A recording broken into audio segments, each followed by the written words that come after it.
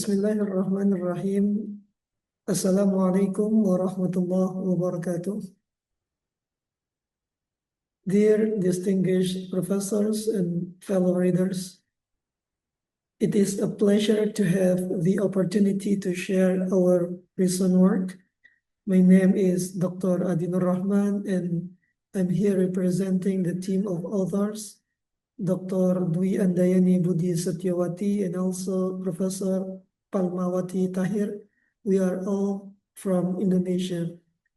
My research or our research focuses on business competition law and digital market regulation, and I have a particular interest in how contemporary economic challenges intersect with Islamic legal principles.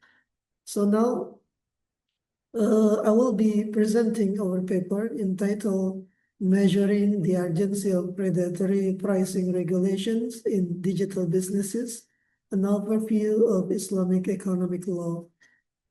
Ladies and gentlemen, this research elaborates on the urgency of regulating predatory pricing in digital businesses in Indonesia.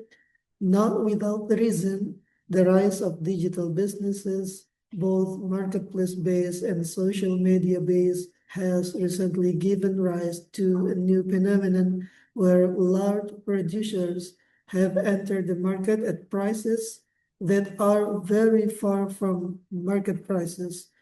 This certainly attracts consumer interest and purchasing power, but on the other hand, this step can slowly kill the business of MSME business actors, leading to monopoly by large business actors. As we know, ladies and gentlemen, e-commerce-based business transactions are regulated in Law number 11 of 2008, concerning electronic information and transactions in Indonesia. And also there is another Law number 5 of 1999 concerning the prohibition of monopolistic practices and unfair business competition, actually regulates the prohibition of predatory pricing practices with the aim of killing other business actors. In reaching the phenomenon of predatory pricing, Islamic law as a fundamental value of human life, should be positioned as a filter that is able to filter and measure all business transaction activities and behavior. So according to the maslahah theory in the Islamic economic law approach, first of all, according to the maslahah theory, the totality of activities and actions carried out by a person is to maintain the 5 goals of Sharia, or we can say maqasid Sharia is called maslahah. So the legalization of Islamic law is directed at achieving harm and rejecting all forms of harms. The Islamic economic system has an Islamic ideological foundation, namely the Quran and Hadith, as the goal of an Islamic economic system itself. So what about the predatory pricing according to the maslahah, or in the view of maslahah? First of all, what we have to underline is the anti-monopoly law is in line with the value of maslahah. Maslahah always prohibit the practice of monopoly. That's why the anti-monopoly law is in line with the value of maslahah. So number 2 is that the government is obliged to protect citizens from predatory pricing.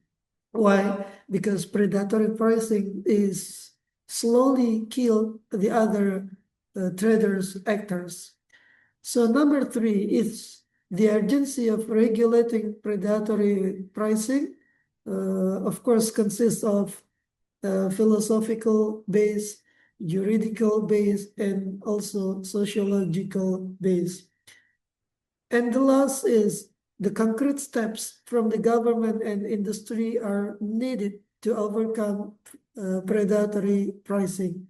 So ladies and gentlemen, in the end of the paper, I would like to conclude to give you some conclusion of this paper. Number one is predatory pricing is an unfair business practice of setting very low prices with the intention of eliminating competitors.